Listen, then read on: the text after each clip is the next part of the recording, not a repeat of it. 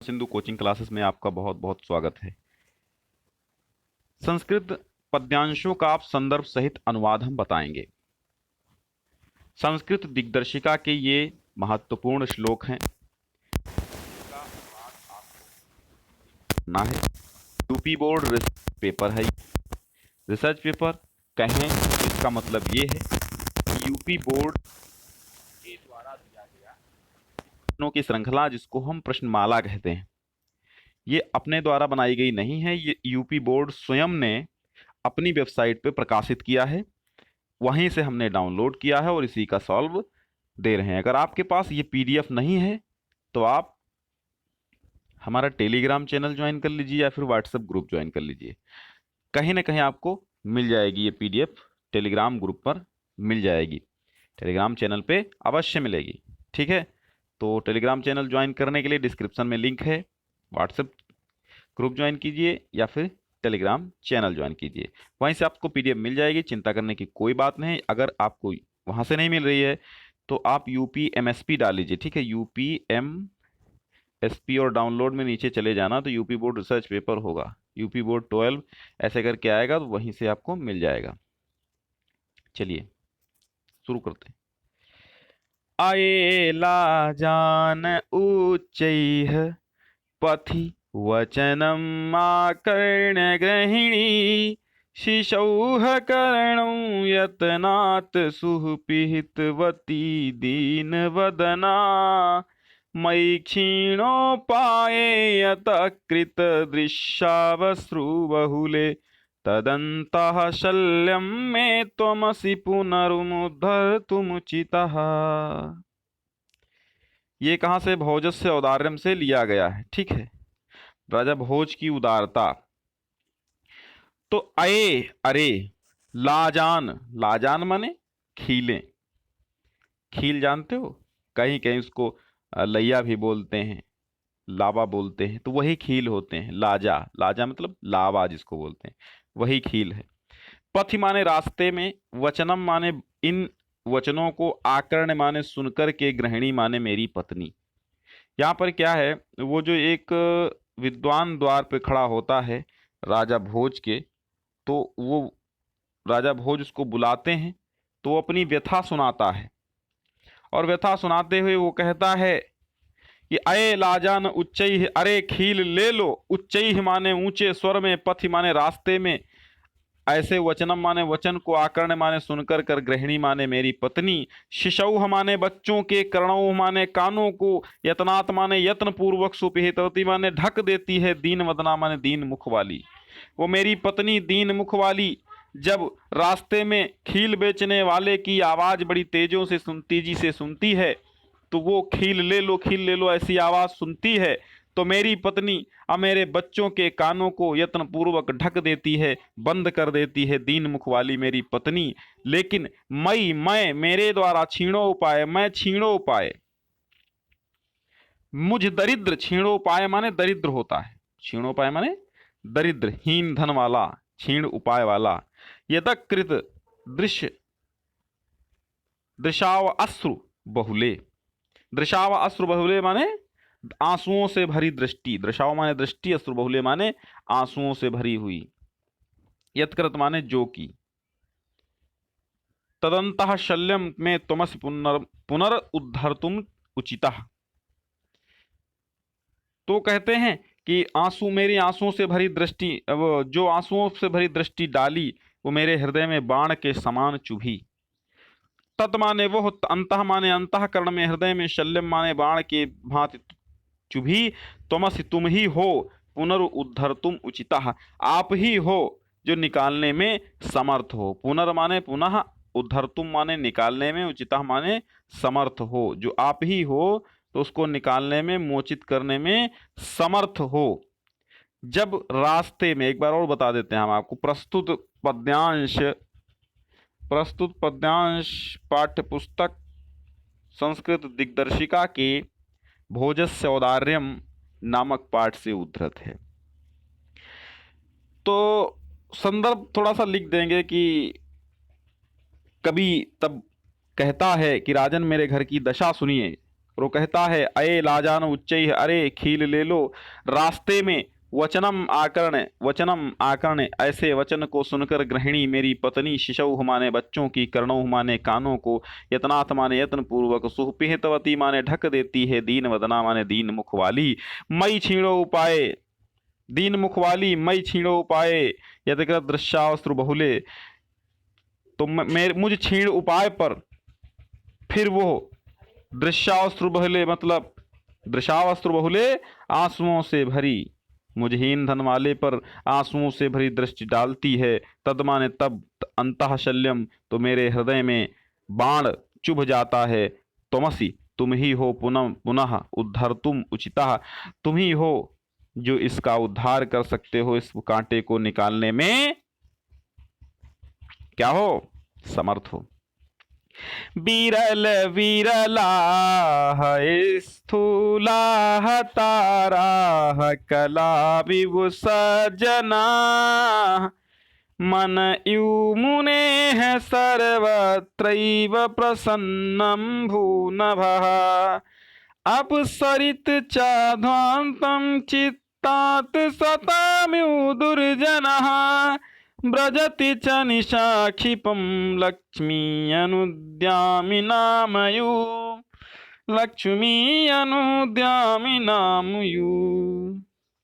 विरल विरलाः स्थूलाः तारा, विरल विरला माने विरल विरल अर्थात थोड़े, यहीं कहीं यहाँ कहाँ, वही है, वही संदर्भ रहेगा। विरल विरला भोजस्य औदार्यम से है। विरल विरलाह माने जहां तहां थोड़े थोड़े, स्थूलाह माने बड़े बड़े, ताराह माने तारे, बड़े बड़े तारे जहां तहां हैं। मतलब वो राजा भोज कहते हैं कि देवी प्रभात का वर्णन करो, तो सीता नामक कवित्री प्रभात का वर्णन यहाँ पर करती है। सीता नामक कवित्री वो कहती है विरल विरल तारे, आकाश में मोटे मोटे बड़े बड़े वाले तारे कहीं कहीं रह गए हैं। कलायु सज्जनाः, कलाविव सज्जना, जैसे कलाविव माने कलयुग में, और वो ठीक वैसे जैसे कलयुग में सज्जना सज्जन लोग हैं। जहां तहां तारे ऐसे दिखाई दे रहे हैं जैसे कलयुग में जहां तहां सज्जन दिखाई देते हैं। मन यू मुनेह, मन यू मुनेह, मुनि के मन के समान, मुनि मन यू मुनेह, मुनेह माने मुनि के, यू माने के समान, मन माने मन, मुनि के समान मन सर्वत्रैव, सब जगह, सर्वत्र, प्रसन्नम भूनभः, मुनि के मन के समान सब जगह प्रसन्न हो गया है। भूनभः, भू माने हो गया है, नभा माने आकाश। ठीक है, मुनि के मन के समान आकाश सब जगह स्वच्छ हो गया है। और अपसरित च ध्वांतम चित्तात सताम यु दुर्जना, यहां का क्या मतलब, अपसरित माने हट रहा है, ध्वांतम माने अंधकार, चित्तात माने चित्तों से, दुर्जना माने दुर्जन। अब अंधकार चित्त, सज्जनों के चित्त से दुष्ट के समान अंधकार दूर हो रहा है। अपसरित च ध्वांतम चित्तात सताम यु दुर्जनः, सताम यु दुर्जनः, जैसे सज्जनों के चित्त से दुर्जन हट जाता है, चला जाता है, वैसे अंधकार दूर हो रहा है। अपसरत माने दूर हो रहा है, ध्वांतम माने अंधकार, चित्तात माने चित्त से। देखो चित्तात, इसको ऐसे लिखेंगे, चित्तात सताम इव दुर्जनः, तो चित्तात माने चित्त से, सताम माने सज्जनों के, इव माने की भांति, दुर्जनः माने दुर्जन की भांति। जैसे सज्जनों के हृदय से दुर्जन दूर हो जाता है, वैसे ही चला जाता है, वैसे ही अंधकार आकाश मंडल से समाप्त हो रहा है। ब्रजति च निशा क्षिप्रम लक्ष्मीम अनुद्यामिनाम इव। ठीक, ब्रजति माने त्याग रहा है या चला जा रहा है, चली जा रही है। क्या चली जा रही है? निशा माने रात्रि, क्षिप्रम माने क्षिप्र गति से, तेज गति से, तेज गति से निशा चली जा रही है या रात समाप्त हो रही है। जैसे लक्ष्मी माने लक्ष्मी चली जाती है, अनुद्यामिनाम यू, जिस प्रकार अनुद्यमी व्यक्तियों, जिन जो कोई धंधा नहीं करते, जो कोई व्यवसाय नहीं करते हैं, जिस प्रकार प्रयत्नहीन व्यक्तियों की लक्ष्मी चली जाती है शीघ्रता से, उसी प्रकार रात्रि भी शीघ्रता से भागी जा रही है। समझ में आया?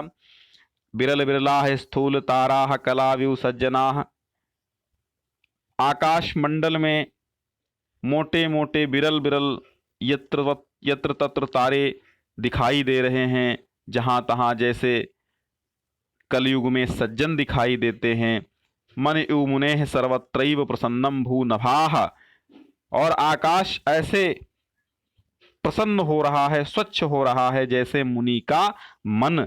अपसरति च ध्वांतम चित्तात सताम यु दुर्जनः, जैसे दुर्जन सज्जनों के हृदय से समाप्त हो रहे हैं, चले जाते हैं, वैसे अंधकार जा रहा है। ब्रजति च निशा क्षिप्रम लक्ष्मी मनुद्दामिना, जैसे अनुद्यमी आलसी व्यक्तियों के पास से शीघ्र ही लक्ष्मी चली जाती है, वैसे ही रात्रि शीघ्रता से समाप्त हो रही है। प्रभात काल का वर्णन देवी सीता के द्वारा किया गया। फिर क्या हुआ? राजा ने उसको प्रत्यक्षरम लक्ष्यम दथा, मत्ता गजेंद्र मुदिता गवेंद्र, मत्ता गजेंद्र, साथ में गाओ, मत्ता गजेंद्र मुदिता गवेंद्र, वनेषु विक्रांत तरा मृगेंद्र, रम्या नगेंद्र निवृता नरेंद्र, प्रकीडितो वारिधरै सुरेंद्र, प्रकीडितो वारिधरे सुरेंद्र, मत्ता गजेंद्र मत्ता गजेंद्र मत्ता गजेंद्र मुदिता गवेंद्र, मत्ता गजेंद्र, हाथी मस्त हो रहे हैं, हाथी मस्त हो रहे हैं, मत्ता गजेंद्र, हाथी मस्त हो रहे हैं, मुदिता गवेंद्र, साढ़ प्रसन्न हो रहे हैं, मुदिता गवेंद्र, साढ़ प्रसन्न हो रहे हैं।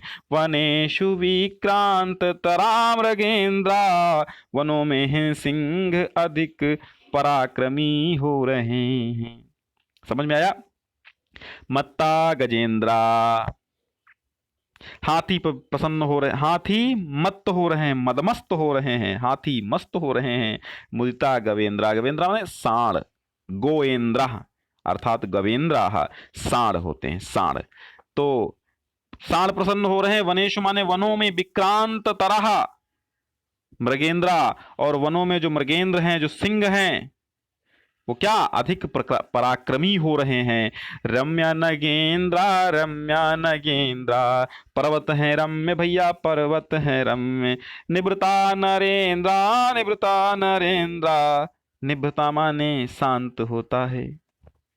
तो निवृता नरेंद्रा, राजागण शांत हैं। रम्या नगेंद्रा, पर्वत सुंदर लग रहे हैं। रम्या नगेंद्रा, पर्वत सुंदर लग रहे हैं। निवृता माने शांत हैं।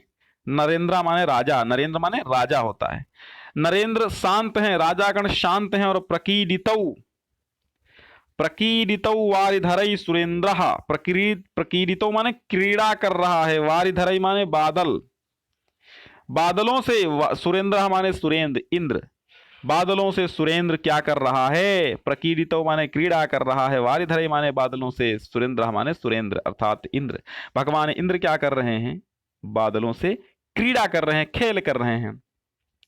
तो हाथी मस्त हैं, मस्त हैं, हाथी मस्त हैं, साण प्रसन्न है, और सिंह लोग वन में अधिक पराक्रमी हो रहे हैं। राजा शांत हैं, युद्ध नहीं लड़ रहे हैं, राजा शांत हैं। और रम्या नगेंद्रा, पर्वत सुंदर लग रहे हैं, रमणीक लग रहे हैं। प्रकीडितो वारिधरै सुरेंद्रा, और क्या हो रहा है? क्रीड़ा कर रहा है, किससे? बादलों से। कौन? सुरेंद्र अर्थात देवराज इंद्र बादलों से क्रीड़ा कर रहे हैं। ये वर्षा वैभवम से लिया गया है। वर्षा वैभव मतलब ऋतु वर्णनम से, ठीक है, ऋतु वर्णनम से लिया गया है। तो आप संदर्भ लिख लेना।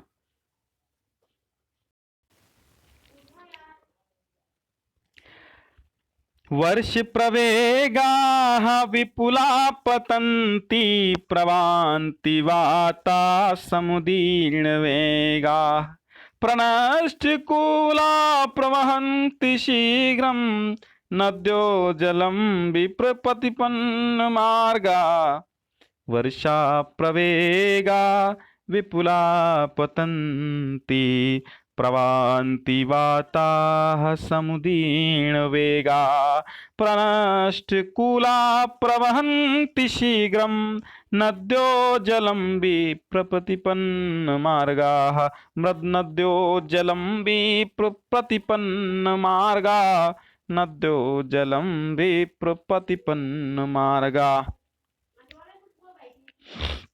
वर्ष प्रवेगाः, वर्षा का वेग बहुत बढ़ गया है। विपुला माने विपुल है।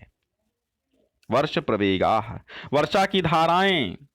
विपुलाः पतंती, बड़ी, विपुल माने तमाम, बड़ी संख्या में, पतंती माने गिर रही।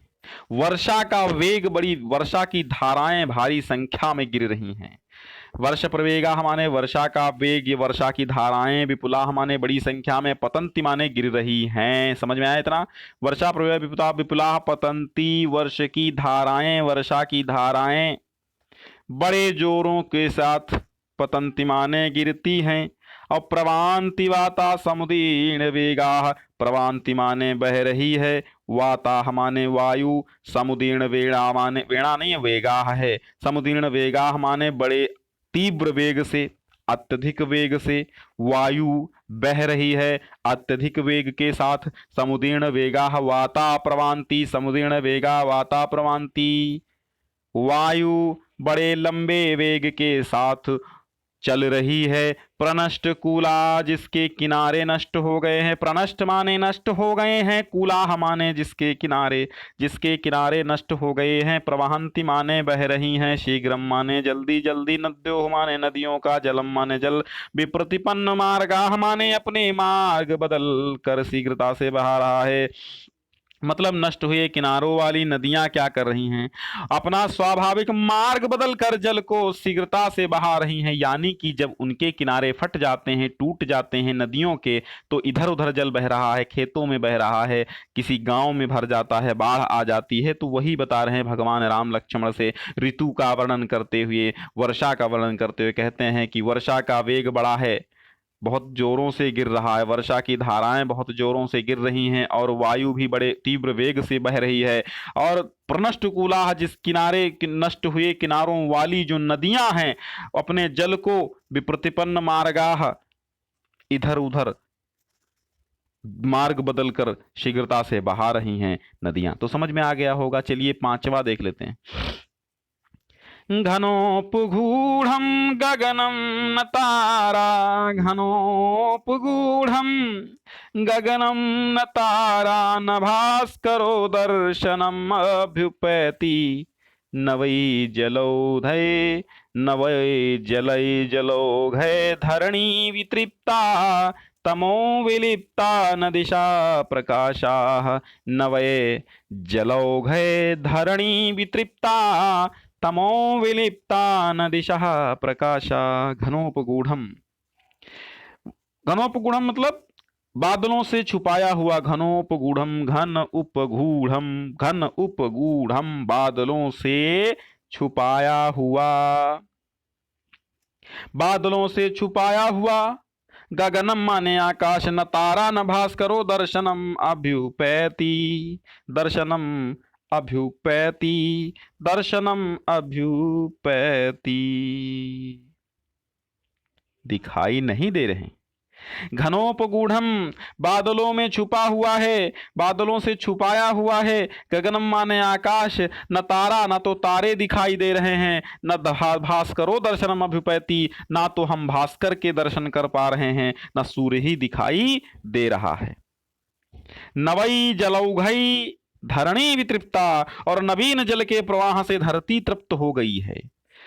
नवई जलौघै, नवई जलौघै, जलौघै माने क्या होता है? जलौघ माने, जलौघ माने क्या होता है? जल के प्रवाह। तो नवय जलौघै, नवीन जल के प्रवाह से धरणी वितृप्ता, धरती तृप्त हो गई है। तमो विलिप्ता, तमो विलिप्ता का मतलब जानते हो?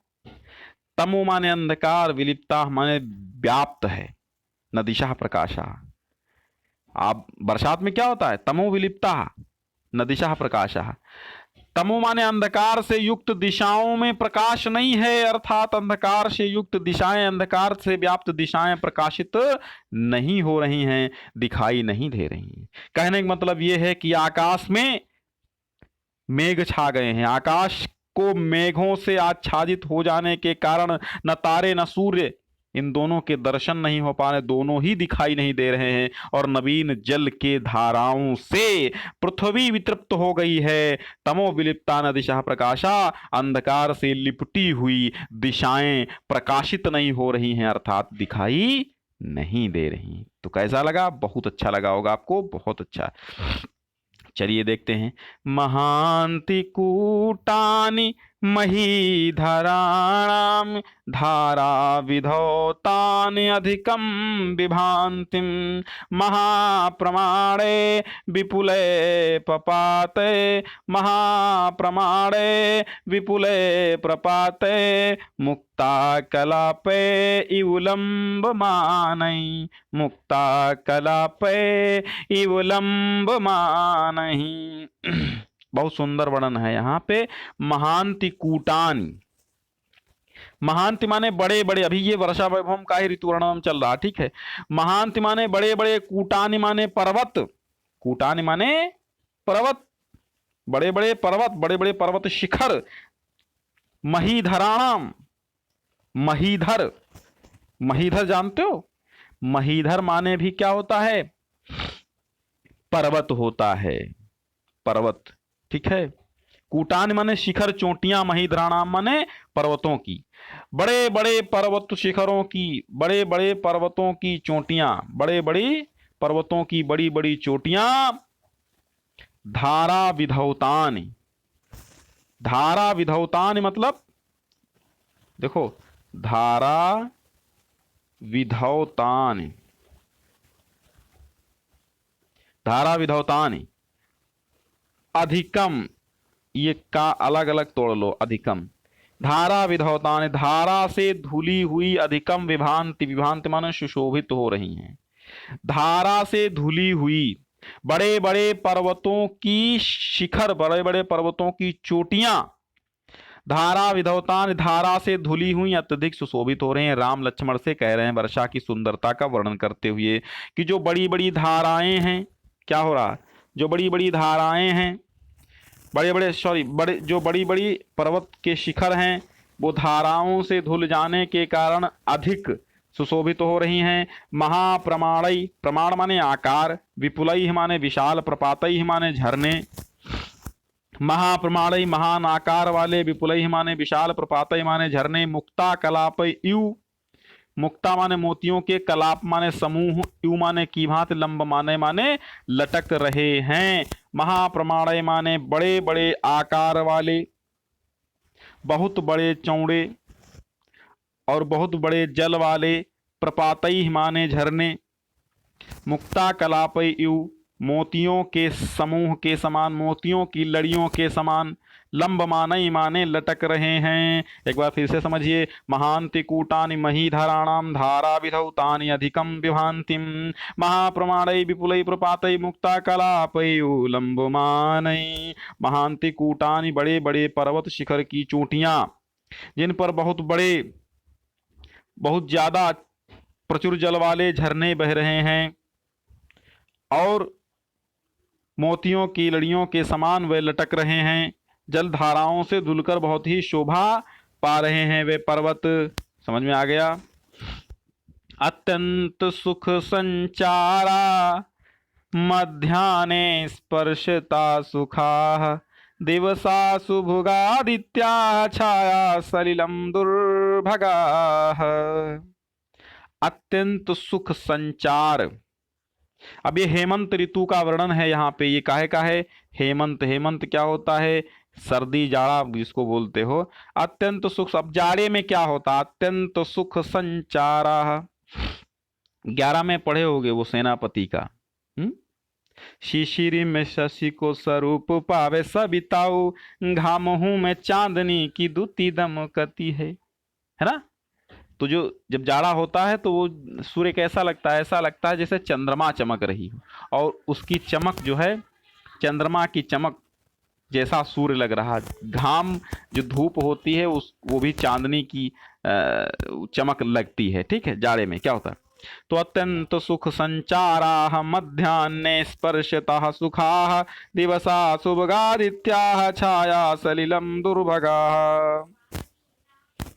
अत्यंत सुख संचारा, सुख पूर्वक विचरण योग्य। देखो दिन सुख पूर्वक इधर उधर विचरण योग्य है। अत्यंत सुख संचारा मध्यान्ह है स्पर्शतः सुखा। फिर क्या होता है, दोपहर में, मध्यान्ह माने दोपहर में स्पर्शतः सुखा, धूप का स्पर्श सुखदायक होता है। दिवसाह सुभगा आदित्याह, दिवसाह सुभगा आदित्याह, और दिन में, दिवसा माने दिन में, सूर्य सुभग होता है। आदित्य माने सूर्य, सुभगा माने सुंदर, दिवसा माने दिन में, तो दिन में सूर्य सुंदर होता है। छाया सलिल दुर्भगा, तो छाया एवं जल प्रिय लगते हैं। दुर्भगा माने प्रिय लगने लगते हैं। ठीक है, छाया सलिल, छाया और जल प्रिय लगने लगते हैं। समझ में आया। मतलब दिन कैसा होता, अत्यंत सुख चाराह, अत्यंत सुख के साथ संचार करने वाला दिन, अत्यंत सुख के साथ विचरण करने वाला दिन। और मध्यान्हे स्पर्शतः सुखा, मध्यान्ह काल में धूप सुख का स्पर्श कराती है। मध्यान्ह काल में क्या होता है, मध्यान्ह काल में यानी दोपहर में धूप का स्पर्श बड़ा सुखदायक होता है। और दिवसा सुभगा आदित्याह, दिन में सूर्य सुभग लगता है, सुंदर लगता है, यानी अच्छा लगता है। छाया सलिल दुर्भगा, दुर्भगा माने क्या होता है, प्रिय लगने प्रिय नहीं लगते हैं। सॉरी सॉरी सॉरी, यहाँ पे छाया सलिल दुर्भगा, दुर्भगा मतलब छाया और जल। देखो जाड़े में छाया और जल कैसे लगते हैं, दुर्भगा मतलब अच्छे नहीं लगते हैं। जाड़े में क्या होता है, छाया अच्छी लगती नहीं, जल अच्छा लगता नहीं, दुर्भगा होते हैं मतलब अच्छे नहीं लगते हैं। तो छाया और जल दोनों ही ठंडक में अच्छे नहीं लगते हैं। समझ में आ गया। चलिए, प्रस्तरेषु चरमेषु विविधा कानन द्रुमाः, वायुवेग प्रचलिताः पुष्पै अवकिरन्ति गाम। ग्राम नहीं है यहाँ पे, गाम है। ठीक है, गाम। और गाम माने क्या होता है, पृथ्वी होती, गौ नहीं होती। गाम माने पृथ्वी होती है। अब क्या है, प्रस्तरेषु, प्रस्तरेषु, अब ये वसंत का वर्णन है। वसंत जानते हो, वसंत ऋतु, वसंत का वर्णन है। तो कहना प्रस्तरेषु, पत्थरों पर यानी कि चट्टानों पर, रम्येषु सुंदर, विविधा विविध प्रकार के, कानन द्रुमाः जंगलों के द्रुम, जंगली वृक्ष मतलब सुंदर चट्टानों पर विविध प्रकार के वन के वृक्ष।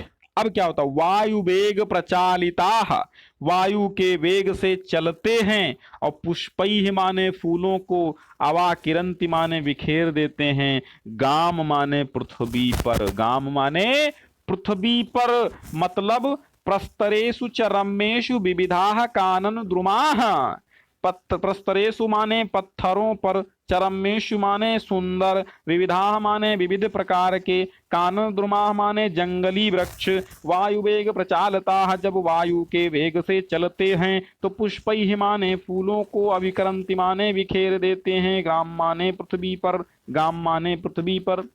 तो सुंदर पर्वतों पर जब सुंदर सुंदर वन के वृक्ष हवा के वेग से हिलते हैं तो क्या होता है, तो क्या होता है, पृथ्वी पर अपने फूलों को बिखेर देते हैं।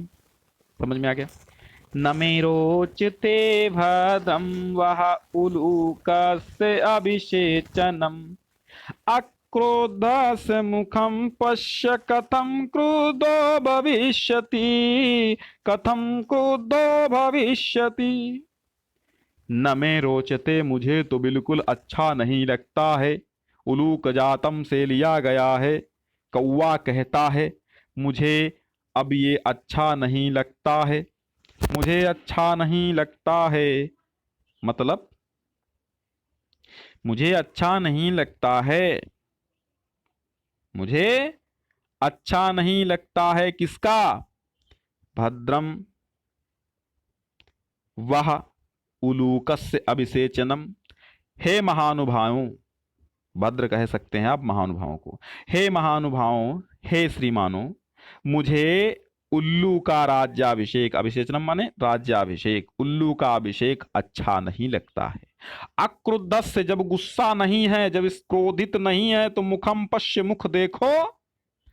अरे अक्रोधित होने पर मुख देखो, कथम क्रुद्धो भविष्यति, जब क्रोध नहीं है तो मुख ऐसा है, और जब यह क्रोधित होगा तो मुख कैसा होगा? है बहुत बुरा होगा इसका मुख।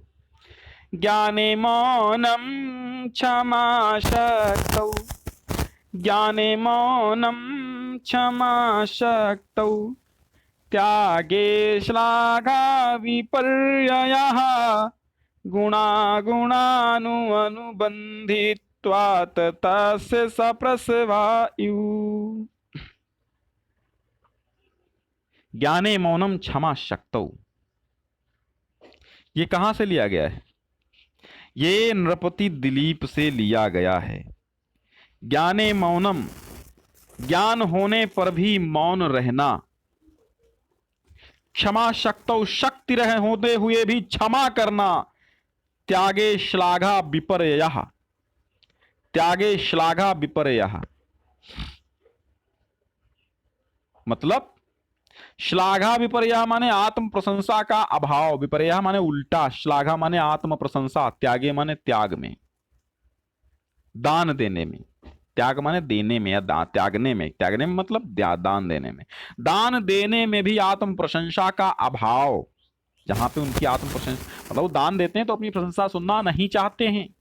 तो ज्ञाने मौनम, ज्ञान होने पर भी मौन रहना, क्षमा शक्तो, शक्ति होने पर भी युद्ध न करना, क्षमा कर देना, त्यागे माने दान देने पर भी श्लाघा विपर्यय, आत्म प्रशंसा न सुनने वाला, आत्म प्रशंसा का अभाव, गुणा गुणानुबंधित्वात्, और गुणा गुणान अनुबंधित्वात्, अनुबंधित्वात् माने साथ साथ रहने के कारण, मतलब ये परस्पर दोनों विरोधी गुण है ना, दान देना और प्रशंसा ना सुनना, ज्ञान होना मौन रहना, शक्ति होने पर भी क्षमा कर देना, तो ये क्या है? परस्पर विरोधी गुण है ये दोनों। गुणा गुणानु अनुबंधित्वात् तस्य सप्रसवा इव, दोनों गुण और गुणों के साथ दोनों गुण विरोधी रहने पर, गुणा गुणान अनुबंधित्वात् मतलब साथ साथ रहने के कारण, दोनों अनुबंधित्वात् माने साथ साथ रहने के कारण, गुणा गुणान गुणों के, इन गुणों के दोनों विरोधी गुणों के साथ साथ रहने के कारण ऐसा लगता है मानो ये परस्पर विरोधी गुण उनके उनमें साथ साथ ही उत्पन्न हुए हों। तस्य सप्रसवायु, सप्रसवा मतलब सहोदर, सप्रसवा माने साथ में उत्पन्न हुए की भांति, तस्य माने उनके, ठीक है। गुणा गुणानु अनुबंधित्वात्, साथ साथ रहने के कारण ऐसा लगता है, ये गुण उनके साथ साथ रहने के कारण ऐसा लगता है कि ये सारे गुण उनके साथ ही उत्पन्न हुए हों। फिर है, चलिए आज तक 10 तक ही देखते हैं, और फिर आगे हम आपको रेखा मात्रमप से अगले वीडियो में जरूर मिलेंगे। ये पार्ट 11 है, अब आपको पार्ट 12 में 11 से 20 तक मिलेंगे, ठीक है। चलिए अच्छा देख लेते हैं एक बार कितने हैं इसमें, कितने श्लोक हमको पढ़ाने हैं। श्लोक हमको पढ़ाने 22, 23, 24, ठीक है 25 पढ़ाने। चलिए हम 12 पढ़ा देते हैं, आज 12 पढ़ा देते हैं, 13 बचेंगे तो अगले पार्ट में पढ़ा देंगे, ठीक है। चलिए और देख लेते हैं। रेखा मात्रमपि 11वां देखिए, रेखा मात्रमपि क्षुण्णात् मनो वर्त्मनः परम न व्यतीयुः प्रजाः तस्य नियन्तुं नेमि वृत्तयः। रेखा मात्रमप माने रंच मात्र भी, रंच मात्र या लेश मात्र भी, अपि माने भी, रेखा मात्रम अपि, रंच मात्र भी क्षुण्णात्, माने प्रचलित, क्षुणात माने क्या होता है? प्रचलित, प्रचलित, ठीक है। क्षुणात माने प्रचलित, क्षुणात माने क्या होता है? प्रचलित। आत्मनो वर्तमनः, आत्मनोह, आमनोह, ठीक है, आमनोह है, ठीक, यहाँ पे आमनोह वर्तमनः परम। रेखा मात्र भी, रंच मात्र भी, लेश मात्र भी, क्षुणात, क्षुणात माने प्रचलित, आमनो वर्तमनः, आमनो माने मनु पर्यंत, मनु के समय से, आमनोह मतलब आ समुद्रम, समुद्र पर्यंतम, आमनोह मनु के पर्यंत, अव्ययी भाव समास होता है यहाँ पे। तो आमनोह मनु के पर्यंत, मनु से, वर्तमान माने मार्ग, परम माने परम, ठीक है। तो यहां कहने का मतलब क्या है? उन्होंने रेखा, मनु के मार्ग रूपी लेख से रेखा मात्र मतलब लेश मात्र भी नहीं हटती थी। क्या? न व्यतीयुः, न व्यतीयुः अलग नहीं थी। प्रजाः तस्य, उनकी प्रजा, प्रजाः तस्य उनकी प्रजा, नियंतुम नेमि वृत्तयः, नियंतुम ने, नियंतुम माने सारथी के, नेमि वृत्तयः माने रथ के पहिया का घेरा, ठीक है। उस चतुर शासक रूपी सारथी द्वारा चालित शासन रूपी रथ के पहिए के समान प्रजा मनु के मार्ग रूपी लीक से तनिक भी नहीं हटती थी। ये इसका अर्थ है। मतलब क्या है? रेखा मात्रमपि, कौन, यहां पे बात की गई है कौन नहीं हटती थी? उनकी प्रजा। रेखा मात्र भी क्षुणात आमनो वर्तमना परम, रेखा मात्र भी नहीं हटती थी मनु के दिखाए गए मार्ग से, ठीक। न व्यतीयुः, न व्यतीयुः माने अलग नहीं थी, बिल्कुल अलग नहीं थी। प्रजा तस्य उनकी प्रजा, नियंतुम नेमि वृत्तयः, नियंतुम नेमि वृत्तयः मतलब सारथी के रथ के पहिए के घेरे के समान। जिस प्रकार एक सारथी के रथ के रथ सारथी के रथ का पहिया लीक से इधर उधर नहीं हटता है, ठीक उसी प्रकार मनु के बताए गए मार्ग से उस राजा दिलीप के राज्य की प्रजा भी नहीं हटी, ऐसा लिख सकते हैं आप, ठीक है। चलिए 12वां देख लें। आकार सदृश प्रज्ञा, प्रज्ञया सदृश आगम, आगमैः सदृश आरंभ, आरंभ सदृश उदय। कहने मतलब आकार सदृश प्रज्ञा, आकृति के अनुरूप बुद्धि वाले, आकार के समान बुद्धि वाले, जैसा उनका सुंदर आकार था वैसी सुंदर बुद्धि थी। प्रज्ञा सदृशम आगमः, और जैसी सुंदर प्रज्ञा माने बुद्धि थी उसी के समान आगमः। आगमः माने जानते हो? आगम माने शास्त्र ज्ञान, ठीक है। आगम माने शास्त्र ज्ञान। तो जैसी बुद्धि थी बुद्धि के अनुरूप वेद शास्त्र में भी ज्ञान वाले थे। आगमई सदृश आरंभा, और वेद शास्त्रों के अनुसार आरंभ करने वाले, तथा आरंभ सदृशः उदया, और प्रारंभ किए गए कार्यों के अनुरूप उदया माने फल देने वाले, उन्नति वाले, उदय वाले। आरंभ सदृशः उदया, और जैसे वेद शास्त्रों के द्वारा आरंभ किया गया उसी के समान सुंदर फल वाले थे, उसी के अनुरूप फल वाले थे। आकार के समान बुद्धि वाले, और बुद्धि के समान शास्त्र ज्ञान वाले, और शास्त्र ज्ञान के समान आरंभ करने वाले, और आरंभ करने के समान ही फल देने वाले राजा दिलीप थे। चलिए अब 13 से 25 तक जो बेटा बचे हैं मैं उनको 12वें पार्ट में दूंगा। तब तक के लिए आप बच्चों को जोड़ते रहो। जो लोग जानते नहीं कि प्रश्नमाला क्या है तो वो समझ लें, ये प्रश्नमाला यूपी बोर्ड से दी गई है जिसको मैं सॉल्व करवा रहा हूं, ठीक है। अगर ये आपके पास PDF नहीं है तो आप टेलीग्राम चैनल को ज्वाइन कीजिए या व्हाट्सएप पे ज्वाइन करके हमसे बताइए, हम वो अवश्य आपको उपलब्ध कराएंगे, या फिर आप यूपी MSP की वेबसाइट पे जाकर इसको डाउनलोड कर सकते हैं। बहुत बहुत धन्यवाद।